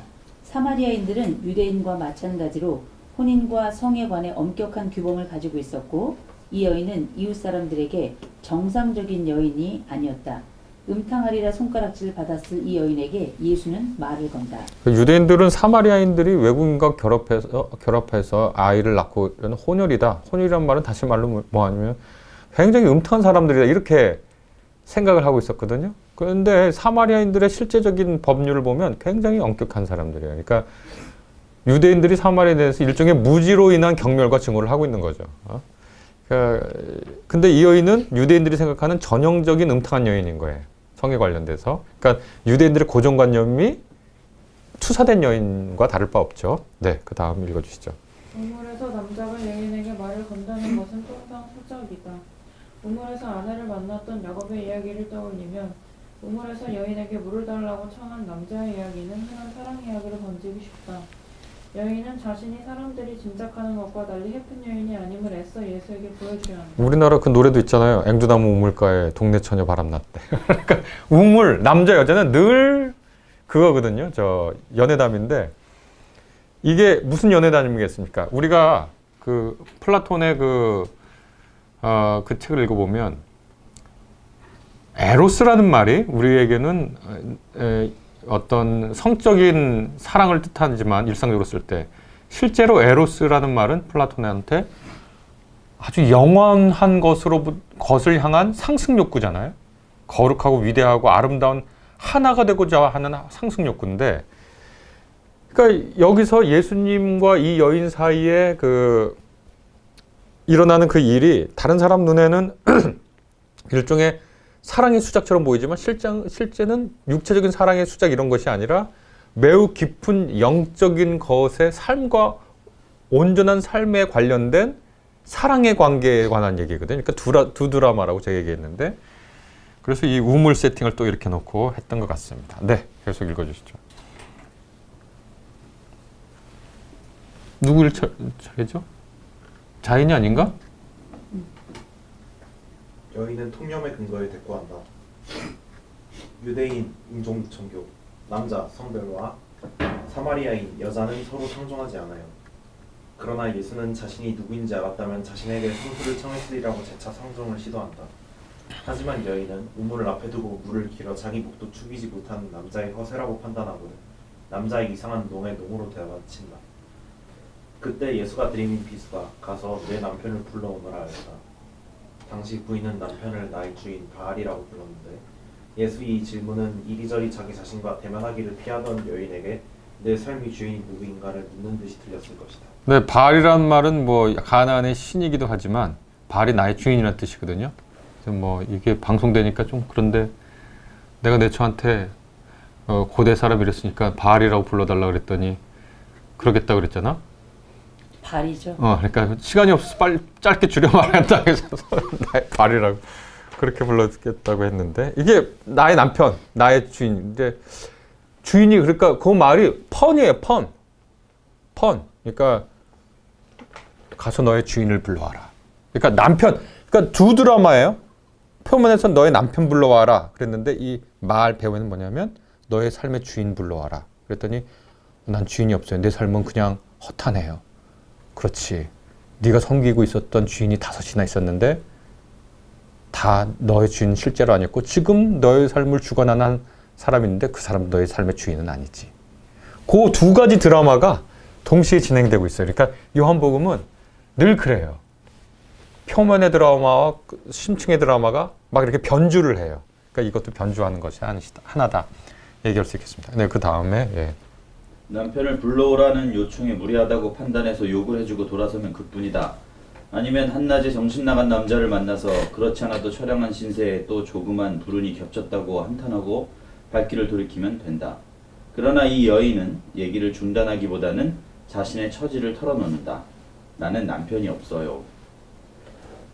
네, 다음 읽어주시죠. 지난 5년의 남자도 지금의 이 남자도 내 남편은 아니다. 실상 이 여인은 깊은 속내를 함께 나눌 주인이 없이 텅 빈 자신을 하루하루 달래고 살았다.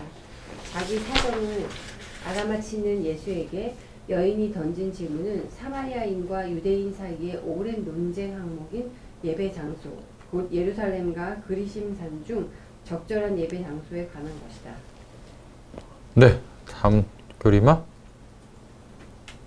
남편 얘기에서 불쑥 예배 장소로 화제가 옮겨간 건 어찌 보면 생뚱맞다. 그러나 여인의 질문은 그가 하나님을 만나고 싶어 한 게 아닌가라는 생각을 하게 된다. 사람 특히 내게 기대라 하는 남자는 이미 적지 않게 만나보았지만 그들에게 기댈 수 없다는 건 경험상 분명했다. 그 여인이 기댈 곳은 하느님이었다. 그 여인은 자기 삶을 함께 나눌 그의 주인을 찾고 싶었다. 예수는 그에게 지금이 바로 아버지께 예배를 드릴 때라고 선언한다. 그가 그리스도이고 그가 바로 여인의 앞에 있다. 예수는 이렇게 선언한다. 내가 그다. 네, 다음 읽어주시죠. 여인은 물동이를 버려두고 도시로 들어간다. 아마 달렸을 것이다. 그리고 사람들에게 마주치기조차 싫었던 사람들에게 나아가 자신의 과거, 수치스럽고 부끄럽지만 누구나 알고 있는 그 과거를 스스로의 입으로 들춰내며 그것을 마친 사람이 있다면서 말한다. 그분이 그리스도가 아닐까요?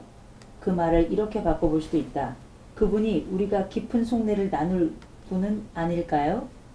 네, 계속 읽어보겠습니다. 물동이를 버려둔 행위는 그물을 버려두고 예수를 따랐던 제자들의 모습을 연상하게 한다. 헬라어 단어도 같은 것이다. 평소에 눈길도 서로 마주치지 않으려던 여인이 자신의 수치를 알아맞힌 사람이 있다며 높은 어조로 토하는 그 증언에 사마리아의 많은 이들이 예수에게 나왔고 그를 믿게 되었다. 마치 세례자 요한의 증언이 사람들을 예수에게 이끌었듯이 말이다. 헬라어 단어도 역시 같은 것이다. 사마리아 사람들은 예수에게 자기들과 함께 머무시기를 청했고 예수는 그곳에서 이틀을 머물렀다. 제자들이 예수와 함께 머물듯이 말이다. 이건 역시 같은 헬라어 단어이다. 이후 예수의 말씀에 더 많은 사마리아 사람들이 믿게 되었다. 네, 다음. 예수를 믿게 된 사마리아 사람들은 여인에게 말했다. 자신들이 예수를 믿는 것은 이제 당신 말 때문은 아니라고. 그들은 그 말씀을 직접 들어보고 이분이 참으로 세상의 구주이심을 알았다고. 여인은 그들에게 아무런 대응도 하지 않는다. 그래도 자신이 예수를 먼저 소개하고 증언하지 않았느냐고, 심지어 자신이 과거를 들추어내는 그런 용기와 희생이 있었노라고도 대꾸하지 않는다. 그저 예수를 증언하고 그로부터 얻은 결실이 있으면 여인은 더 이상 무대 위에 설 생각을 하지 않을 것을 결심한 듯이 말이다. 그래서 그 여인은 우리가 기억할 만한 모범적 전도자가 되었다. 이러한 태도는 예수의 말, 밀알 하나가 땅에 떨어져서 죽지 않으면 한 알 그대로 있고 죽으면 열매를 많이 맺는다. 를 떠올리고. 네, 다음 읽어주시죠. 그런데 어떻게 이 여인이 이렇게도 바뀌었을까? 독일의 가톨릭 사제이자 화가 지그 쾌더 역시 그것이 궁금했나 보다. 여인이 우물에서 만난 그는 여인의 삶에 무슨 일을 일으킨 것일까? 네, 예, 거기까지. 그 다음에 우리 표지를 한번 보시죠. 이 표지. 이 표지에 대한 해설인데요. 네, 한번 읽어주시죠. 그 다음 달라. 쾌너는 예수가 여인의 삶에 일으킨 기적을 설명하기 위해 우물 속을 그린다. 사마리아 여인은 우물을 내려다보며 그 우물 속 깊은 곳에 자신과 함께 예수의 얼굴이 있음을 본다. 보세요. 여기 보면 여인 혼자 있어요. 근데 내려다보니까 자기 얼굴하고 예수의 얼굴이 동시에 있어요. 그러니까 우물이라는 건 뭡니까? 우물을 내려다본다. 그는 우물이라는 심상은 깊은 자기의 내면이잖아요. 예전에는 우물에서 이렇게 내려보면은 지치고 힘들고 어렵고 고통스럽고 눈물을 흘리고 세상을 원망하는 자기가 보여요. 그러니까 자기 내면을 회피하게 되죠. 우울한 게 있으니까. 보고 싶지 않은 게 있으니까. 그런데 그 후에는 내려다보니까 이 여인의 마음속에 다른 얼굴이 하나 머물고 있다. 네, 계속 읽어주시죠. 우물은 자기의 깊은 내면을 암시한다. 네. 원래 그곳에는 주인을 잃은 수치와 고소의 자신만이 울에 비쳤다. 그래서 마주하기 싫고 외면하고 싶은 외롭고 보잘것없는 자기 자신만이 있었다. 그 우물 속에서 닮아버린 자기 연민, 달아버린? 달아버린. 달아버린. 예. 예. 제가 잘못 썼어요. 그 예. 우물 속에서 달아버린 자기 연민과 부질없는 체념의 얼굴만이 반사되고 있었다. 그런데 쾌더는 사마리아 여인이 예수를 만나고 난 후 변화된 그의 내면을 부려주었다. 네. 자기 마음속에 우물 속에 생명의 생수가 있게 된 거죠. 그 다음에 읽어줄까? 교림. 여인은 내면 깊은 곳 외로움과 고독의 공간에서 예수 그리스도의 얼굴을 발견했다. 그곳은 더 이상 어둡고 음침하고 축축한 곳이 아니다. 여인은 자신의 내면에 있는 그 예수를 사람들에게 전한다. 이제 모든 보상은 충분히 다 받은 셈이다. 사람들 앞에 생색을 내는 것도 어깨를 쓱거리는 것도 부질없이 되었다. 이것은 여인에게 기적이었다. 제가 한 7, 8개월 전에 한 책을 읽었는데 스페인의 그 투장에 가면 투를 하는데 이 소가 나와서 이렇게 그 투정을 돌잖아요. 그러다가 이제 그 투사랑 이렇게 계속 대결을 하다가 그 소가 지치면 한 특정한 장소로 간다는 거예요. 그 처음 들어와서 그걸 봐도 그거를 스페인어로 퀘렌시아라고 부른대요. 그러니까 소가 딱 그 낯선 그 투장에 나와가지고 이렇게 둘러보고 투사랑 싸우다가 힘들면 등에 계속 창 같은 게 꽂히니까 그러면 힘들면 어떤 특정한 장소로 다시 돌아간다는 거예요. 그 특정한 장소로 돌아가고 그거를 퀘렌시아라고 스페인어로 부르는데 그게 피난처, 안식처라는 뜻이라는 거예요. 그래서 요게 무슨 말이 될 수 있냐면 우리가 삶을 살다가 등에 칼이나 창이 꽂힌 것처럼 힘들고 이런 투장 같은 세상에서 고통받을 때 우리도 돌아가는 퀘렌시아가 있을 수 있죠. 사람마다 좋아하는 공간이 될 수도 있고 가슴 뛰는 시간 이런 것들이 우리 삶의 퀘렌시아 역할을 하는데 내면의 안식, 내면색이 안식처. 그러니까 어떤 사람은 그럴 때 어떤 책을 읽고 어떤 사람은 어떤 음악을 듣고 어떤 사람은 어떤 곳에 가고 뭐 종교 있는 사람들은 교회를 가거나 절에 가거나 퀘렌시아가 있는데 이 여인은 퀘렌시아가 그 우물이 된 거죠. 그 우물에 가가지고 아래를 이렇게 탁 내려다보면 예수님과 만났던 그 자리가 있는 거죠. 삶의 퀘렌시아가 생긴 거죠. 이 여인에게. 우리에게도 이런 퀘렌시아가 필요하죠. 가장 우리를 우리답게 하고 우리 삶에 회복을 주고 이 여인에게 일어난 기적입니다. 이 여인의 우물 속에 이 가슴 속에 정말 마르지 않는 생수가 생겼습니다. 기적이죠. 우리도 우리 삶에 이런 기적이 있기를 바랍니다. 찬송 오수 성령이 하겠습니다. 이마서 성령이요 찬송하겠습니다.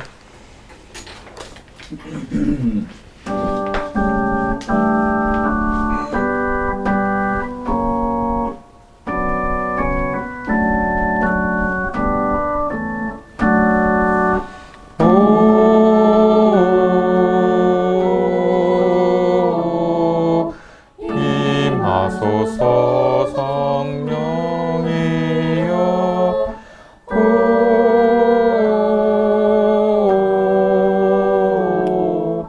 우리 맘에 오셔요 빛을 밝혀 주소서.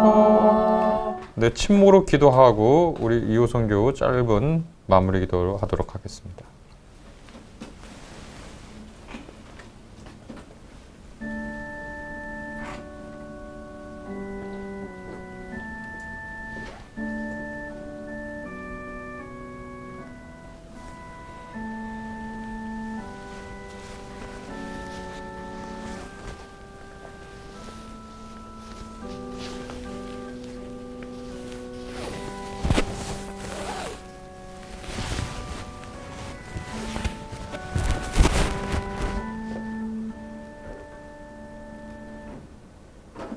임마누엘 되신 하나님 감사합니다. 외롭고 홀로 남겨진 그 순간에도 누가 나와 함께 있는가? 또 남이 홀로 남겨진 순간에도 나는 지금 누구와 함께 있어주고 있는가를 생각합니다. 주님께서 우리와 함께 하셨듯 우리도 사람들과 함께 하고 그의 가장 깊은 내면 속에서 하나님의 모습을 조명하고 보여주고 나 스스로도 그걸 발견하고 주님께 감사하며 안심하게 도와주시옵소서. 감사드리며 예수님의 이름으로 기도했습니다. 네. 성찬의 시간입니다. 아까 우리 요한복음서 읽어봤듯이 세례자 요한이 세례자 요한의 대표적인 제의인데 성찬은 예수님이 만드신 유일한 제의이고 제일 중요한 제의입니다. 이것은 우리가 밥을 먹고 우리 육체가 힘을 얻듯 그리스도가 우리 삶의 우리 영혼의 힘이 되는 것이다. 이렇게 예수께서 생각하셔서 또 우리가 그 포이에르바흐라는 그 독일 철학자가 얘기했듯이 우리는 먹는 것 그대로다 이렇게 얘기했는데 우리가 먹는 그것이다 이렇게 얘기했는데 기독교인들은 예수를 먹고 예수처럼 살아간다. 그런 의미에서 성찬의 의미가 있는 것 같습니다. 그래서 주께서 잡히시던 날 밤에 이 빵을 들어서 축복 기도를 하시고 떼면서 말씀하셨습니다. 이것은 너를 위하여 주는 내 살이다.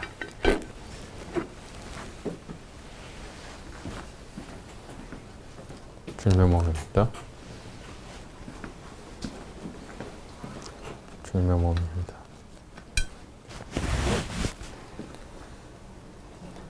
주님의 몸입니다. 주님의 몸입니다. 네, 주님의 몸입니다. 자, 유리마, 주님의 몸입니다.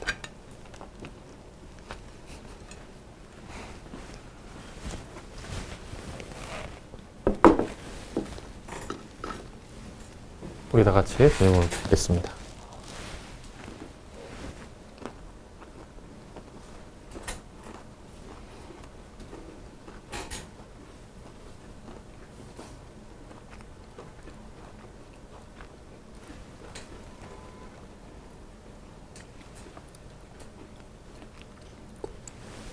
또 식후에 잔을 들어서 축복기도 하시고 이것은 너희를 위하여 흘리는 내 피다 라고 말씀하셨습니다. 그래서 우리가 이 잔을 마실 때마다 주님의 희생과 헌신과 사랑을 기억합니다.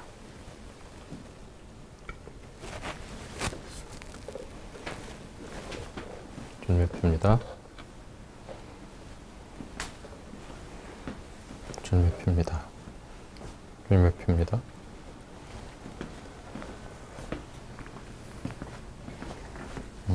주님의 피입니다.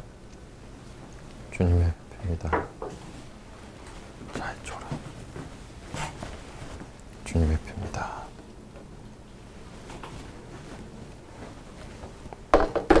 다 같이 주님의 피를 받겠습니다.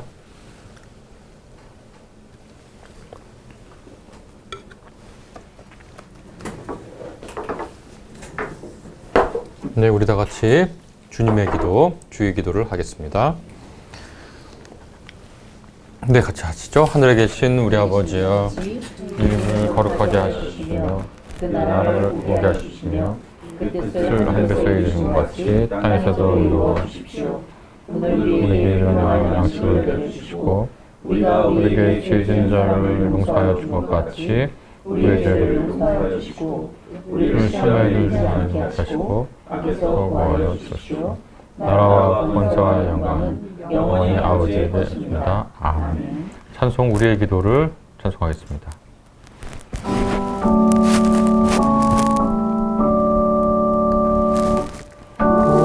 우리 기도를 들어주시고 주님의 평화를 내려주소서. 아멘.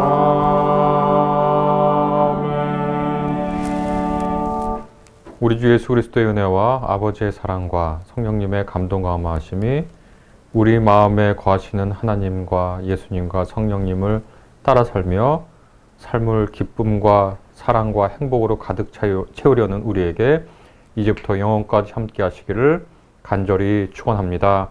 아멘. 아멘. 아멘.